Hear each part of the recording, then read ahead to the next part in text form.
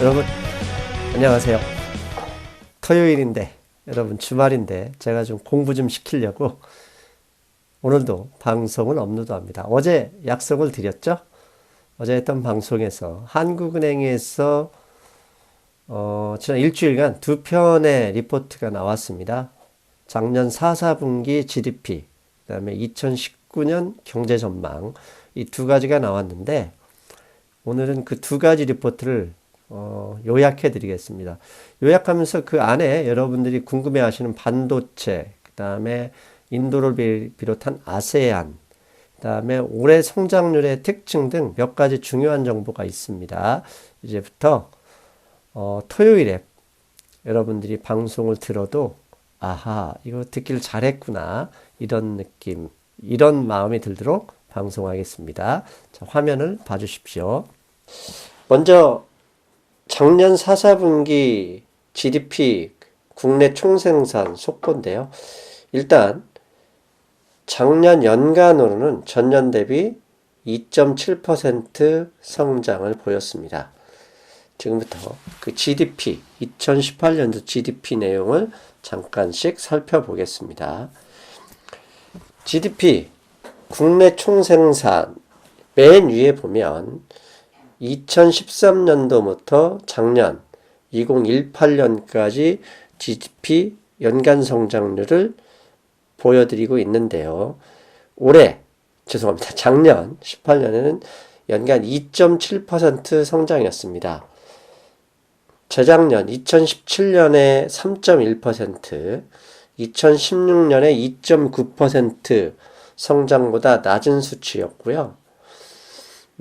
최근 2013년 이후로는 가장 낮은 수치를 보였습니다.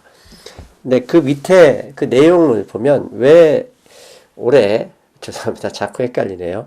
작년에 성장률이 낮았냐면 핵심은 세 번째 줄에 보면 건설 투자 부분이 마이너스 4%, 즉 연간 성장률을 4%를 까먹었습니다.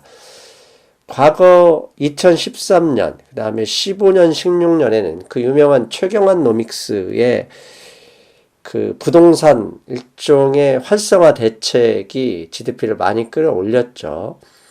근데 작년에는 부동산 관련해서는 전체 GDP의 4%를 까먹을 정도로 건설 투자 부분을 줄이는데, 즉 가계부채 대책이 큰 힘을 발휘했습니다. 그래서 건설 투자가 마이너스 4%를 까먹었지만 정부 소비가 최근 6년 동안 가장 많이 늘었죠. 5.6%의 GDP를 기여했고, 민간 소비도 지난 6년 동안 최고치 2.8% GDP 기여도를 보였습니다. 그러니까 GDP 총합이 가계의 소비 플러스 기업의 투자 플러스 정부 지출 플러스 수출 마이너스 수입, 이렇게 간단히 정리할 수 있잖아요. 근데 건설 부분, 즉 기업 투자가 상당히 마이너스였고, 민간 소비는 소득주도 성장이 신문을 통해서는 욕을 많이 먹었지만 GDP 수치로는 어느 정도 영향력을 발휘한 수치를 보여주고 있어요. 거기에 정부가 재정 여력을 좀 충분히 사용해서 성장률을 끌어올렸다고 봅니다. 즉 건설 투자가 줄어든 부분을 정부 지출이 커버했다, 이렇게 말씀드릴 수 있죠. 그 밑에 보면 그 업종별로 GDP 기여도가 있는데 농림업이 전년도보다는 좀 올랐습니다. 그래서 2014년 이래로 농림업 부분이 1.4% 성장을 이끌었습니다. 그러니까 일부 농산물의 가격 상승이 좋은 영향을 미친 거죠. 그 다음에 건설업은 업종별에서도 마이너스 4.2%의 성장률을 갉아먹었습니다. 그러니까 건설업을 부양, 즉 가계 부채죠. 가계 부채를 최소한 하향 아니면 상향 안정화, 연착륙 시키려고 노력했던 부분이 GDP에 영향을 미치긴 했지만 다행히 수출, 그 다음에 정부 지출에 힘입어 2.7%의 성장을 보였습니다. 그리고 2010년도부터 GDP를 수치상으로 좀 쭉 보여드렸는데요. 지난 2013년 2.9% 성장. 그러니까 2012년 이후로 6년 만에 가장 낮은 성장률을 보였습니다. 맨 왼쪽의 GDP는 올해 2.7%고요. 특이할 만한 건 제조업 성장률이 지난 2013년 이후 3.6%를 기록한 이후로 2017년, 18년 연속으로 3% 이상의 성장률을 보였습니다. 그 다음에 서비스업 같은 경우도 최저임금 논란 때문에 다 망하는 것처럼 일부 언론에서 보도를 했지만 서비스업도 2.8%의 성장 기조들을 보였습니다. 그래서 최저임금 논란에도 서비스업은 2015년 이래 최고치를 보여줬고 제조업 성장률도 2013년 이후 최고치. 다만 안타까운 건 이제 여기 비농림 어업 부분에서 약간 줄었다는 점, 이게 팩트인 것 같습니다.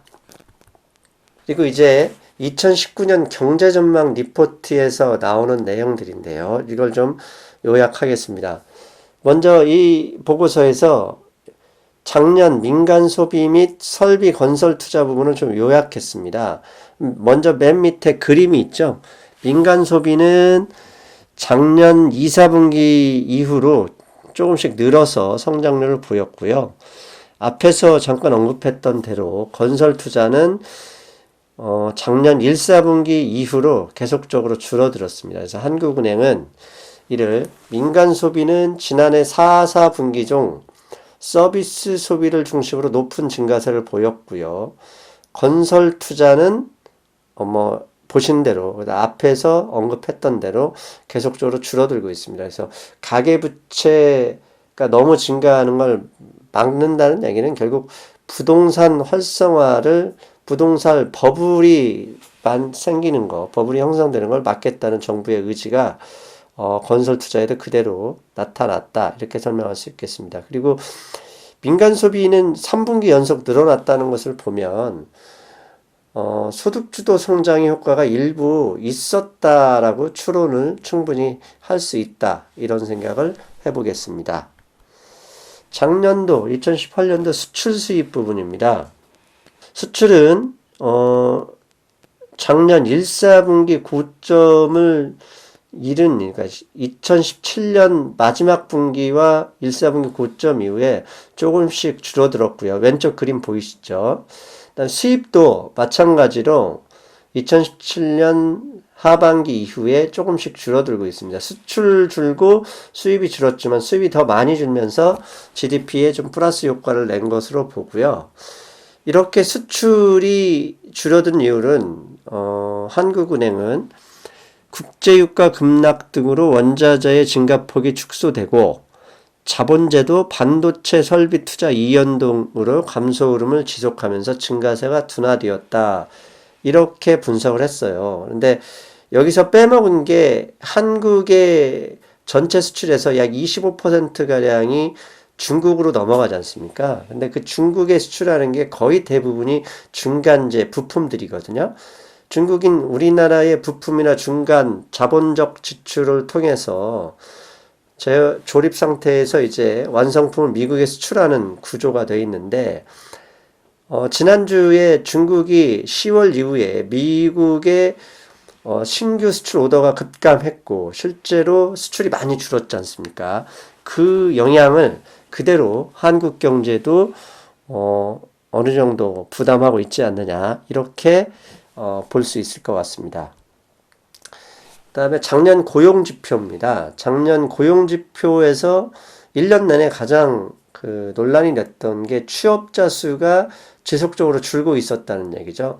다행스러운 것은 작년 4, 4분기에 취업자 수가 늘긴 했지만 왼쪽 아래쪽 그림을 보시는 대로 2014년 거의 100만 명 늘어난 이후로 지속적으로 줄고 있습니다.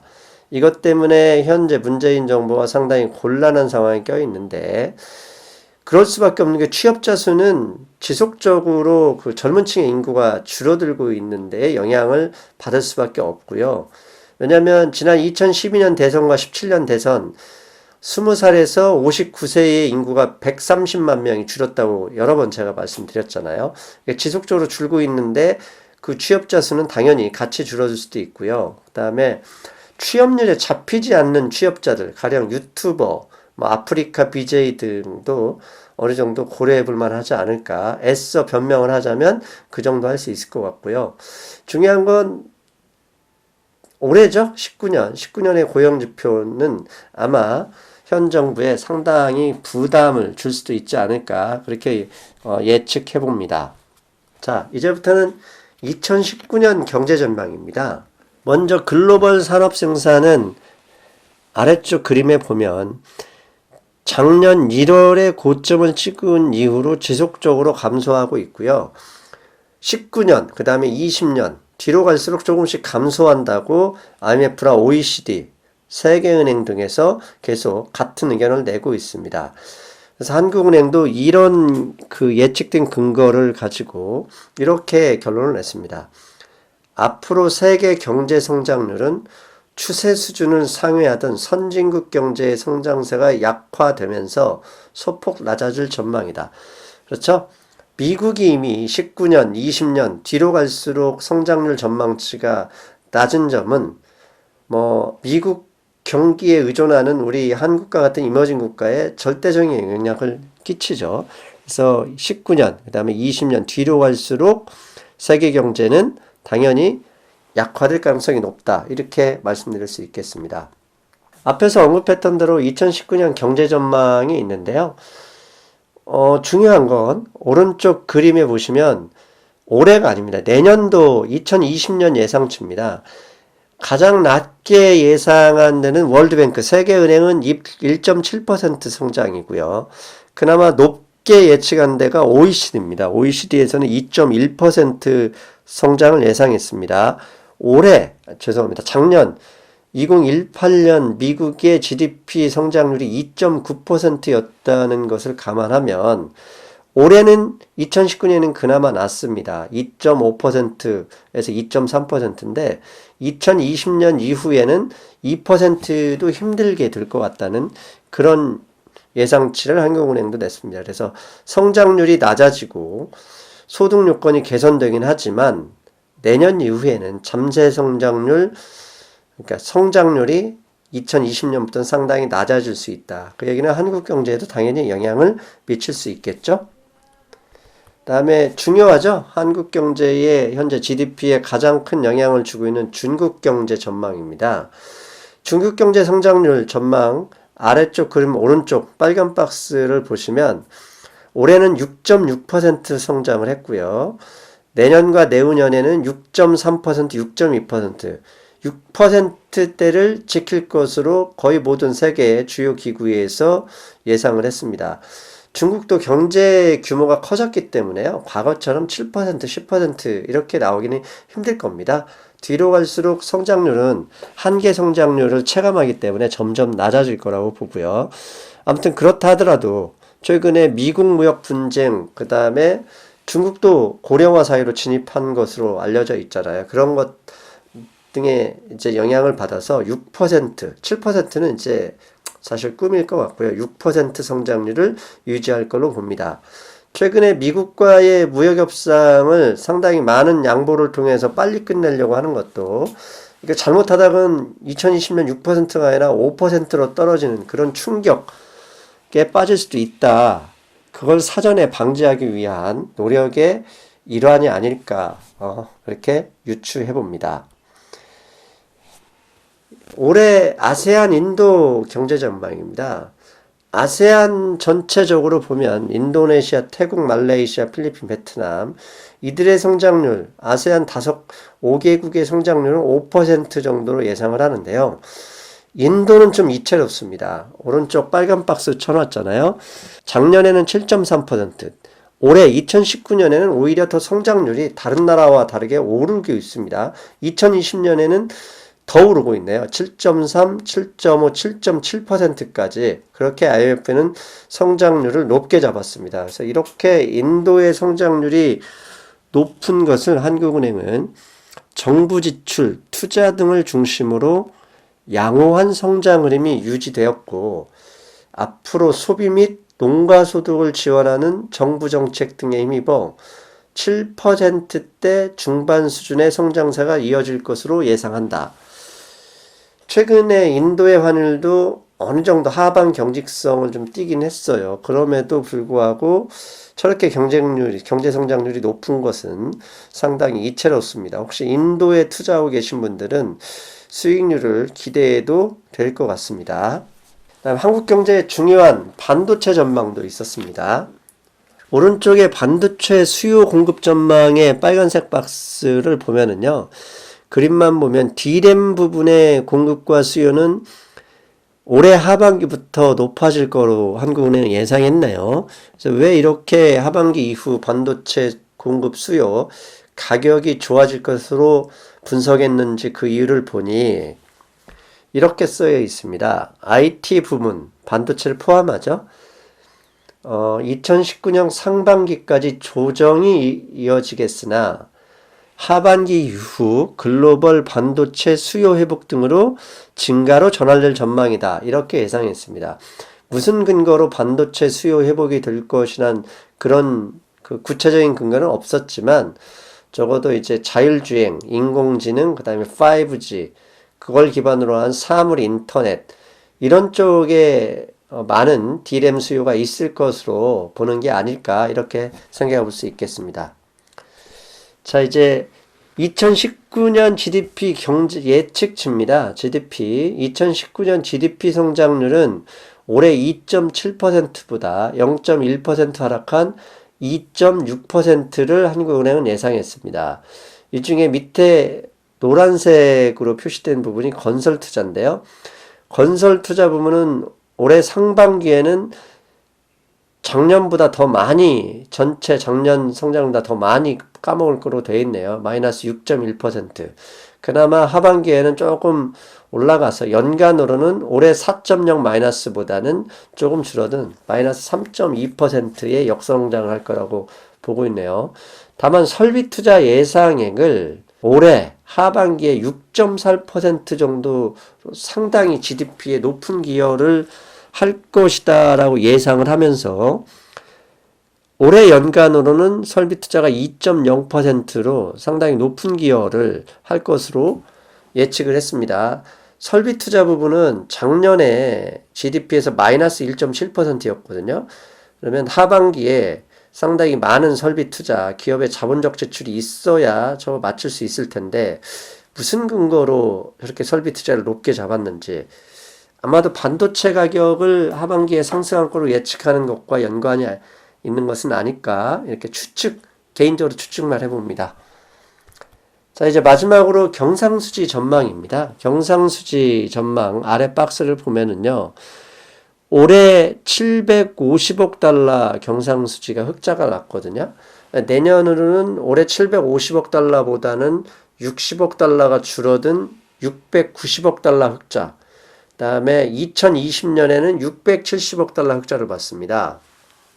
이렇게 상당히 높은 수준이거든요. 세계 경제가 2019년, 20년 계속적으로 조금씩 성장률이 하향할 것으로 웬만한 연구소에서 예상을 했는데 한국의 경상수지 흑자는 그렇게 크게 줄지 않았습니다. 그 이후로 한국은행은